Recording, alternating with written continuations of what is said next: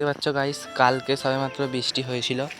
দেন দেখো গাছটার কি অবস্থা করেছে। তোমরা হয়তো আমার ফোনে এর আগে একটা ভিডিও শেয়ার করছিলাম, নাথ গজল ফিক্সড করে একটা, মানে কোনো ভয়েস মেক দিইনি, একটা ভিডিও করছিলাম, তখন 2টা 3টে ফুল ফুটছিল। এখন দেখো মানে আমার কতটা কষ্ট হচ্ছে আমি বলে বোঝাতে পারবো না। মানে কি বলবো, দেখো হনুমানে কি করছে। আমি এখন এলাম, এক জায়গায় গিয়েছিলাম, সকাল সকাল পড়তে গিয়েছিলাম। তো পড়ে আসার পর আমি ছাদে আসলাম, দেখি না হনুমান এসছে, বলি কিছু না কিছু নিশ্চয়ই করেছে।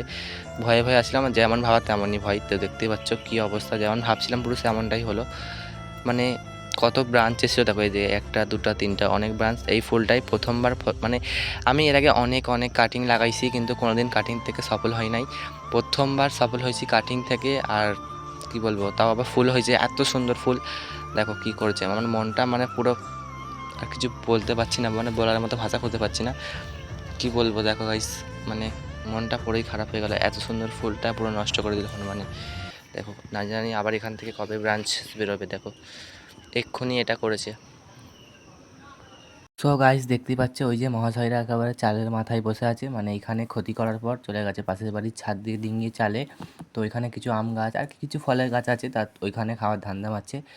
তো যাই হোক, আসলে দোষটা ওদের নয়, দোষটা হচ্ছে আমাদের মানুষদের, সমাজেরই দোষ। মানে কি বলবো, জঙ্গল কেটে ফেলা হচ্ছে দিনকে দিন, দিনের পর আর চলে আসছে জঙ্গল ছেড়ে শহর এলাকায়, গ্রামের এলাকায়। গ্রামে তো থাকবেই, আর শহরেও এরকমটা দেখা যায় মাঝে মাঝে হনুমানদের উপদ্রব। তো আর কী বলবো, যাই হোক মনটা সর্বশেষে খারাপই লাগছে। আর কি বলবো, খুব একটা শখের গাছ ছিল, মানে প্রথমবার কাটিং থেকে হয়েছিল।